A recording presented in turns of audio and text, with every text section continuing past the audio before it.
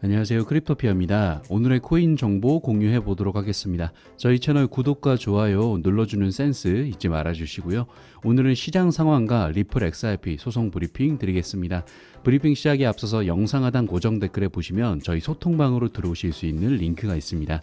저희 크립토피아는 일체 유료 정보료 없이 저희 코인 투자자들끼리 정보를 교류하고 또 본인의 보유 코인이나 상담 역시도 도와드리고 있으니까 부담 없이 참여하셔서 같이 공유하며 유익한 소통 채널이 되고 싶습니다. 많은 참여 부탁드립니다. 그럼 브리핑 시작해 보도록 하겠습니다.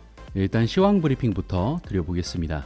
먼저 미국의 역대급 인플레이션 상황이죠. 미국의 2월 소비자 물가 지수가 전년 동월 대비 7.9% 상승하면서 40년 만에 최대폭으로 나타났습니다. 전월 대비로는 0.8% 상승한 수치인데 다행인 점은 예상치 정도의 수준이었다라는 겁니다. 에너지와 식료품 상승세가 큰 영향을 끼친 것으로 나타났습니다. 특히 에너지 가격이 전월 대비 3.5%가 올라버려서 전체 인상분의 30% 수준을 차지했습니다. 우크라이나 전쟁이 2월 말에 발생했기 때문에 다음 달 CPI 상황도 그렇게 낙관적이지 않다라고 볼 수 있겠네요.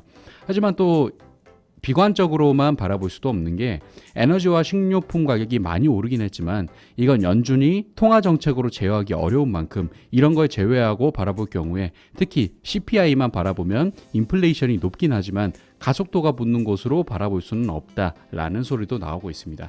그나마 소비자 물가 지수가 시장을 많이 흔들지 않은 것은 이런 모호한 상황, 다소 엇갈리는 전망들이 나오고 있는 상황이 작용했다라고 볼 수 있는데 보시면 특히 이제 3월에 연준이 0.25% 정도 금리 인상을 할 것이라는 점이 어느 정도 기정사실화로 받아들여졌기 때문에 이 정도 수준은 사실상의 동결로 바라보는 시각도 적지 않다라는 점에서 시장에 랠리 동력을 준 건 아니지만 그렇다고 큰 폭의 일시적인 폭락을 야기시키지도 않았다. 이 정도로 볼 수 있을 것 같네요. 여기에 이 유럽 중앙은행의 경우에는 일단 기준금리를 0%로 동결했습니다. 하지만 3분기에 자산 매입을 중단할 것이라고 발표하면서 시장에는 악재로 작용했죠. 유럽 중앙은행이 이런 결정을 내린 것은 일단 전쟁의 불확실성이 지속되는 상황이기 때문에 인플레이션 악화를 우려했기 때문이겠죠. 특히 자산 매입 프로그램을 원래 계획보다 4달 정도 빨리 끝낸 뒤에 연말에 금리를 인상할 수도 있다. 이렇게 말한 부분이 시장을 놀라게 만들었다. 이렇게 볼 수 있는 매파적인 발언으로 반영됐습니다. 결국에는 러시아와 우크라이나 전쟁이 협상하여 해결되는 모양새로 바뀌어야 이런 상황이 개선될 수 있을 것 같은데 기사를 보시면 알 수 있듯 상황이 좋지 않습니다. 우크라이나와 러시아 외교장 간 대면 회담이 열렸는데 휴전 합의를 이끌어내지 못하고 1시간 반 만에 회담이 종료됐습니다. 회담 시간이 길지 않은 것으로 보아 깊은 회담 내용이 오갔다라고 볼 수 없을 것 같습니다. 그래도 러시아의 외무장관 회견 내용을 자세히 보면 러시아가 우크라이나에 대한 안보 보장을 논의하는 것은 언제든 가능하다. 우크라이나가 나토 가입을 포기하고 중립국 지위 상태에서 논의할 수 있다고 밝힌 것에 대해서는 긍정적이다.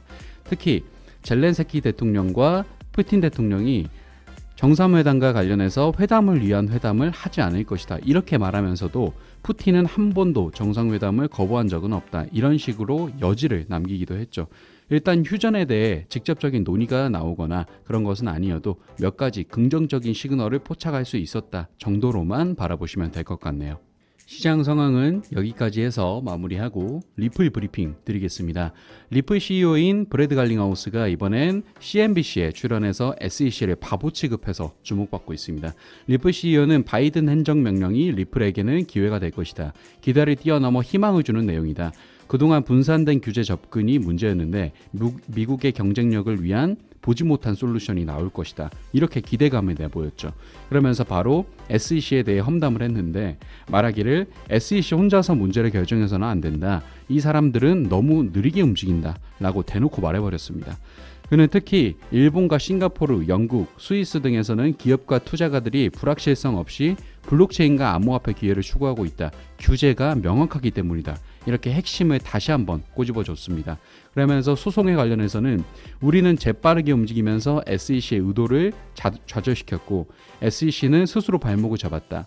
전문가들이 SEC가 재판을 지연시키려고 한다는 사실이 드러났다. 이런 상황에 게리 겐슬러의 정의가 지연되고 있고 부인되고 있다라고 말한 것이 아이러니다. 이렇게 비판했습니다. 그러면서 아예 대놓고 소송 결과를 말해줄 수 있는 요인들이 법원에 있어서 몇 주 안에 질문에 대한 답을 보게 될 것이다 이렇게 말을 했습니다. 특히 SEC 때문에 코인베이스에서 상장 폐지되면서 SEC가 승자를 선택하는 일이 벌어졌다. 행정명령은 미국의 경쟁력을 높이겠다라고 했다. 이것을 위해서는 시장이 승자를 결정하는 장을 만들어야지 정부가 승자를 결정해서는 안 된다 하고 SEC를 향해서 직격탄 발언을 해버립니다. 거기에 더 내용을 덧붙였는데 비슷한 점이 많은데도 불구하고 SEC는 이더리움은 비증권, 리플은 증권 이렇게 규정하면서 승자와 패자를 갈랐다. 공정하게 경쟁할 수 있는 장을 만들어줘야 한다. 그러면서 리플이 집중하고 있는 국경 간 송금 분야에서 미국은 많은 문제를 해결하고 많은 혜택을 줄 수 있다. 이런 말도 함께 했습니다. 누가 봐도 이해하고 고개를 끄덕일 만한 시원한 발언을 한 방 날려주네요. 현재 시장은 계속 상승이나 계속 하락이 아닌 혼조세를 보이는 모습입니다. 이런 때일수록 흘러가는 동향 파악이 중요하기 때문에 주요 소식들 함께 체크하시면 좋을 것 같습니다. 오늘 브리핑 여기까지 해서 마무리하도록 하겠습니다. 마지막으로 저희 크립토피아 영상 하단 고정 댓글에 보시면 저희 소통방으로 들어오실 수 있는 링크가 있습니다. 저희 크립토피아는 일체 유료 정보료 없이 저희 코인 투자자들끼리 정보를 교류하고 또 본인의 보유 코인이나 상담 역시도 도와드리고 있으니까 부담 없이 참여하셔서 같이 공유하며 유익한 소통 채널이 되고 싶습니다. 많은 참여 부탁드립니다. 감사합니다.